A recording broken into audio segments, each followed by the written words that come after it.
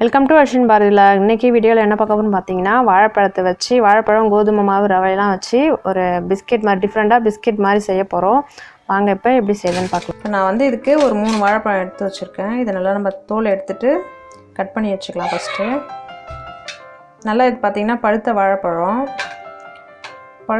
வந்து நல்லா டேஸ்ட்டும் நல்லாயிருக்கும். வாழைப்பழத்தை பார்த்திங்கன்னா நல்லா இது மாதிரி கட் பண்ணியாச்சு. 1 கப் ரவை எடுத்து வச்சுருக்கேன், இதையும் சேர்த்துக்கலாம். கப் ரவைக்கு நம்ம 1 கப் ரவை எடுக்கணும்னா அதில் 1/4 கப்பு கோதுமை மாவு,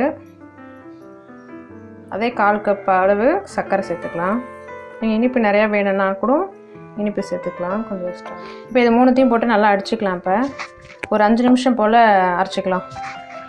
பார்த்திங்கன்னா ஒரு 3 நிமிஷம் போல் அரைச்சாச்சு. இப்போ நம்ம கட் பண்ணி வச்சுருக்க வாழைப்பழத்தையும் சேர்த்து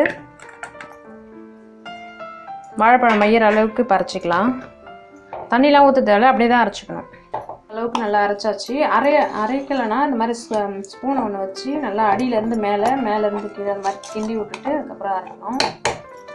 நம்ம 1 ஸ்பூன் போல் நெய் சேர்த்துக்கலாம். ஒன்று போட்டால் போகலாம். நம்ம எவ்வளோ நெய் சேர்க்குறோமோ அந்தளவுக்கு சாஃப்டாக வரும். நான் ஒரு 2 ஸ்பூன் சேர்த்துக்கிறேன்.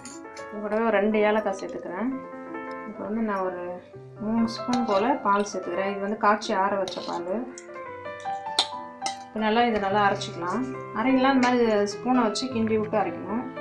பார்த்திங்கன்னா நல்லா இந்த அளவுக்கு அரைச்சாச்சு. இப்போ ஒரு கிண்ணத்தில் எடுத்து போட்டுக்கிறேன்.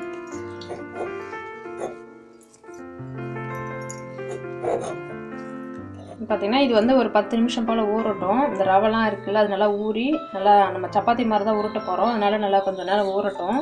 பலபலம் தான் இருக்கும். ஊறிச்சுன்னா கொஞ்சம் உருட்டுற அளவுக்கு சாஃப்டாகிடும். பார்த்திங்கன்னா ஒரு 10 நிமிஷம் போல் ஊறிடுச்சு. அந்த அளவுக்கு ஊறி இருக்குது.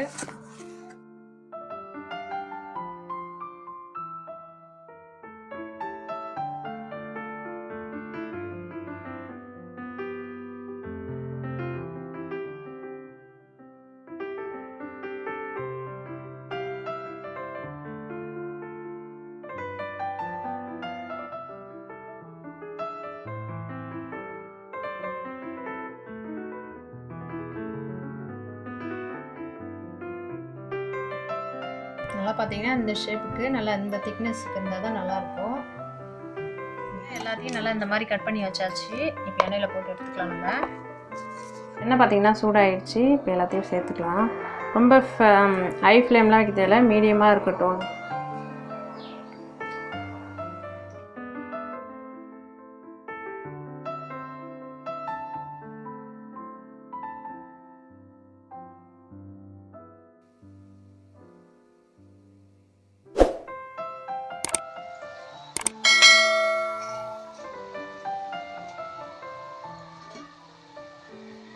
அதான் இப்போ நம்ம வாழைப்பழத்தை வச்சு சூப்பரான ஸ்வீட் ரெசிபி ரெடி ஆகிடுச்சு.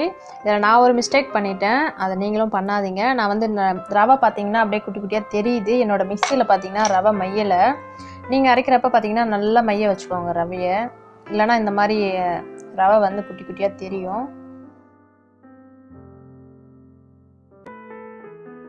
அவ்வளோதான், நம்ம வாழைப்பழத்தை வச்சு சூப்பராக மொறுமொறுன்னு சூப்பரான ஸ்வீட் ரெசிபி ரெடி ஆகிடுச்சு. இந்த வீடியோ பிடிச்சிருக்குன்னு நினைக்கிறேன். அந்த வீடியோ பிடிச்சிருந்தா லைக் பண்ணுங்கள், ஷேர் பண்ணுங்கள், மறக்காம அர்ஷன் பாரதியில் சப்ஸ்கிரைப் பண்ணுங்கள்.